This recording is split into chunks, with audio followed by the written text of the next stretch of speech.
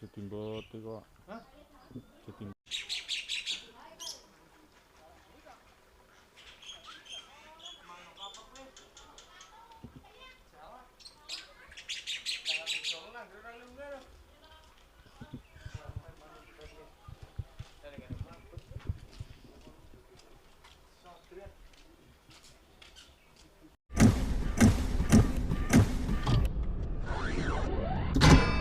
Untuk libat disit. Ya, apa-apa.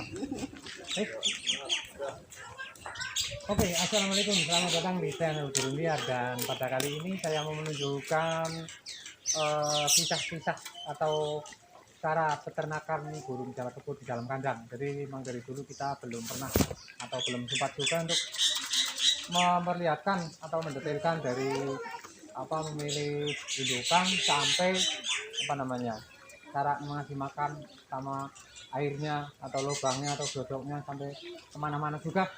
Kenapa kita di sini? Karena di sini itu sedang rame. Sebenarnya kita bikin video juga di dalam.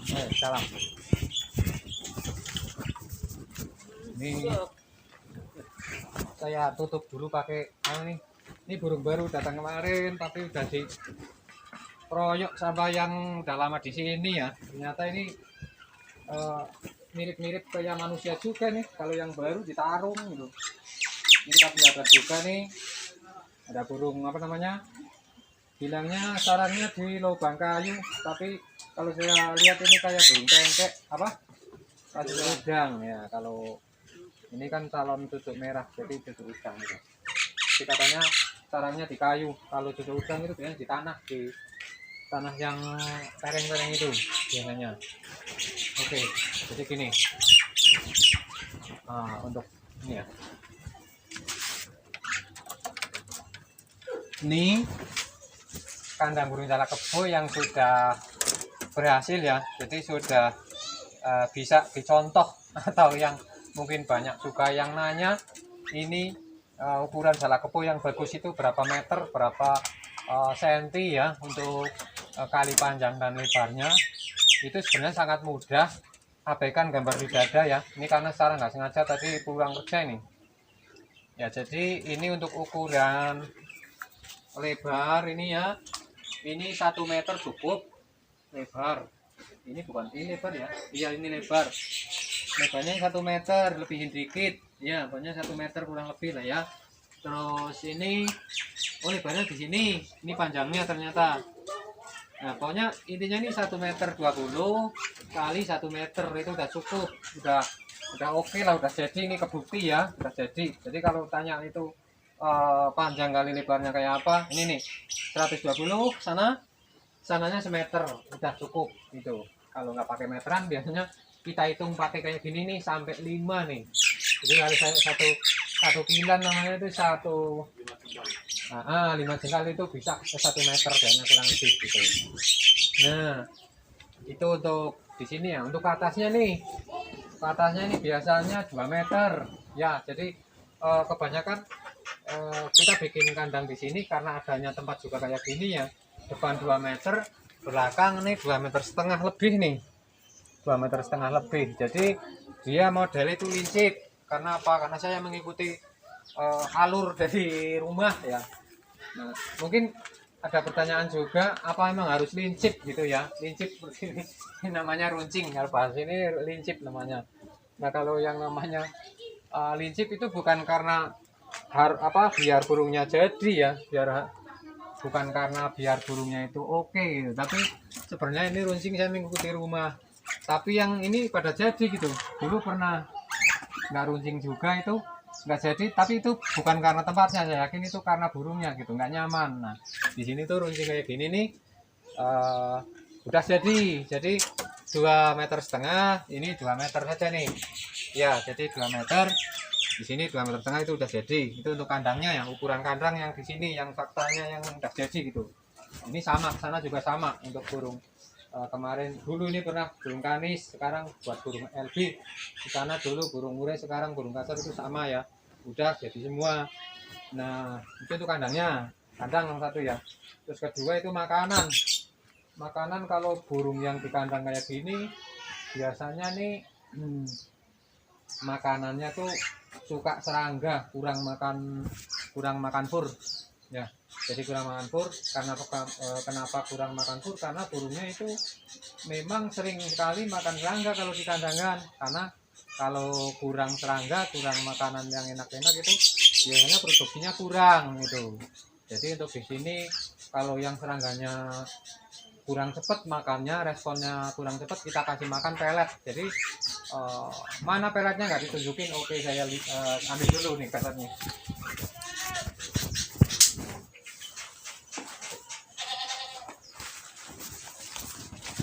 Oke teman-teman, jadi ini pelet.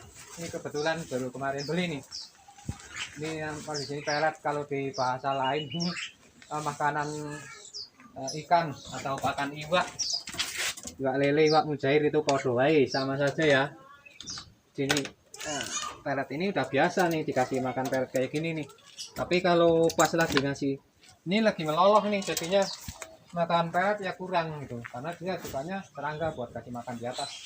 Dan biasanya kalau yang diternak di dalam kayak gini, ini makanya serangga juga nggak mau makan fur, karena kalau kita taruh fur doang itu anaknya nanti bisa mati, tewas nggak dikasih makan. Soalnya dia itu nggak mau ngasih makan anaknya dengan fur atau sejenis buah-buahan, nggak mau, harus serangga wajib gitu.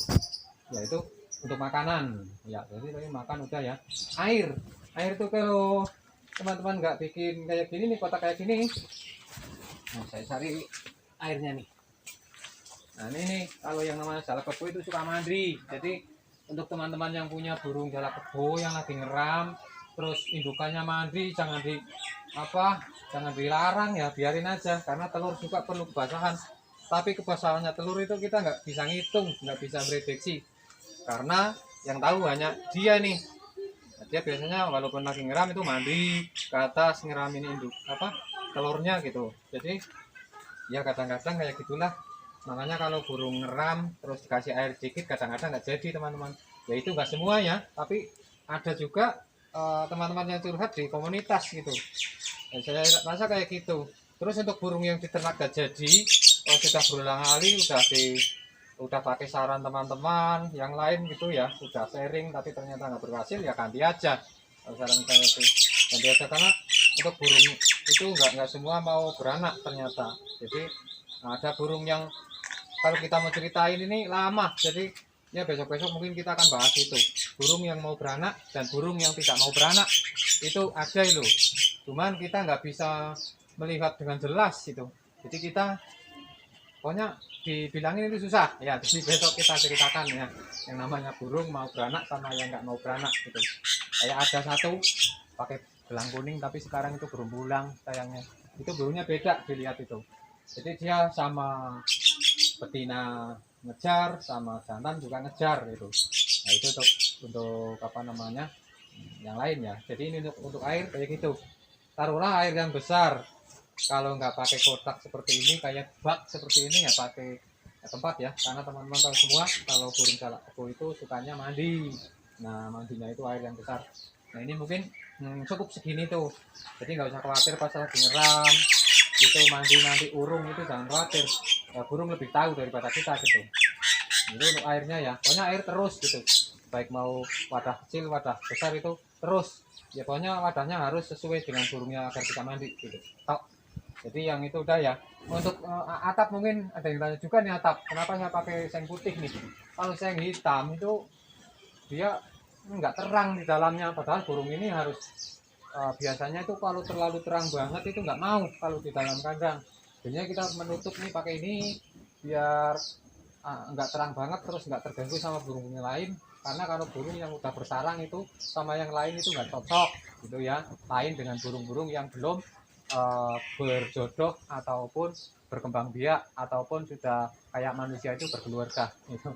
Jadi dia kalau sebelum itu dia mau berkoloni, tapi kalau sudah di dalam kandang jodoh kayak gini biasanya lihat yang lain pengen narung. Apalagi ada yang di sini nih, jadi dia itu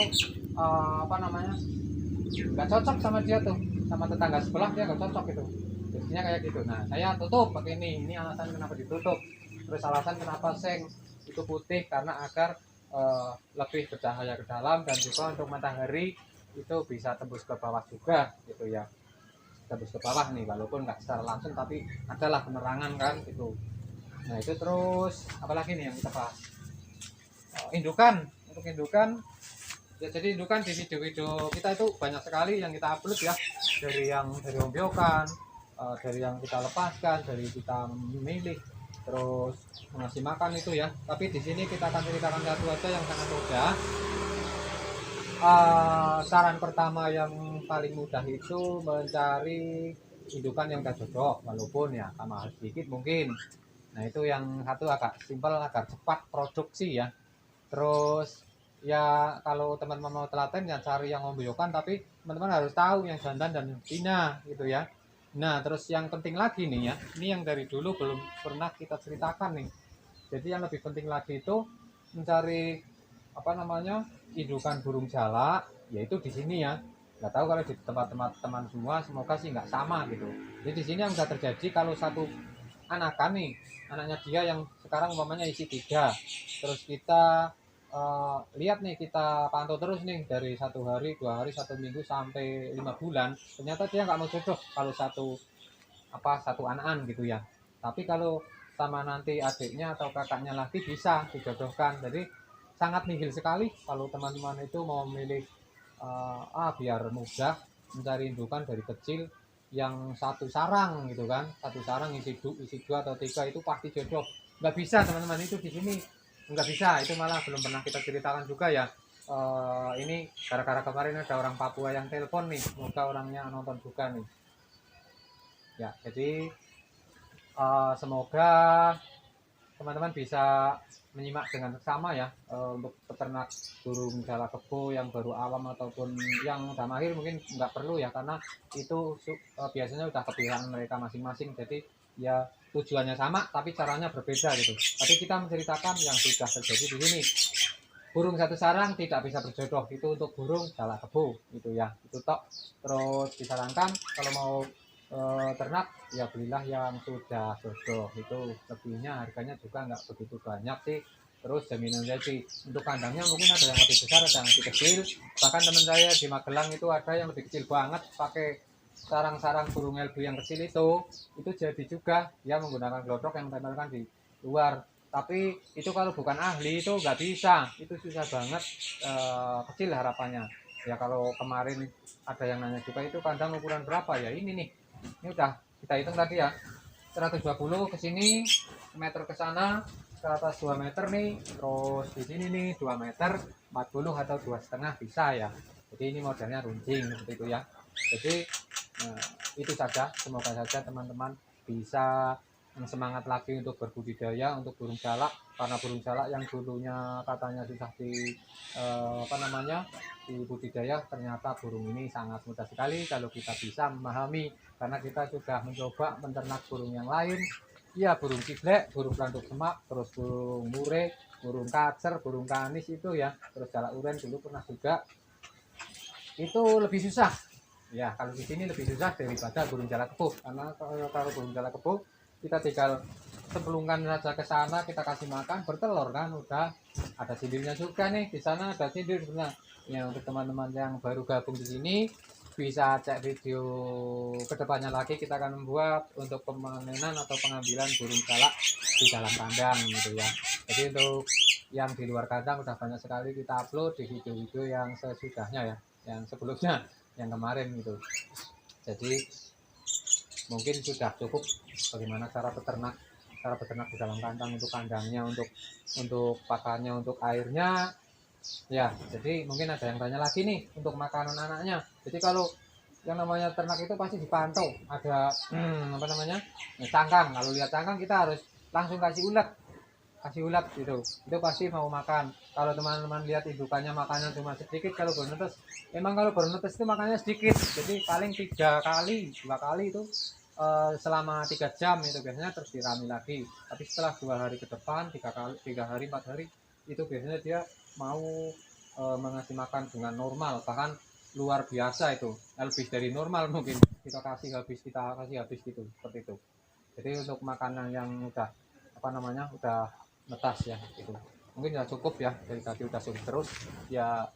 Ini sayangnya burungnya belum ada ya, belum pada pulang, jadinya ya sepi ya. Tapi di sini kita nggak bahas burung banyak, kita hanya membahas peternak burung ini nih yang belum sempat dipecahkan juga dari dulu. Nah ini semoga teman-teman bisa meniru yang awam dan yang sudah mahir, semoga bisa di-sharing ke teman-teman yang masih baru belajar. Terima kasih, salam sukses, salam lestari, dan salam burung tanpa kandang. Terima kasih.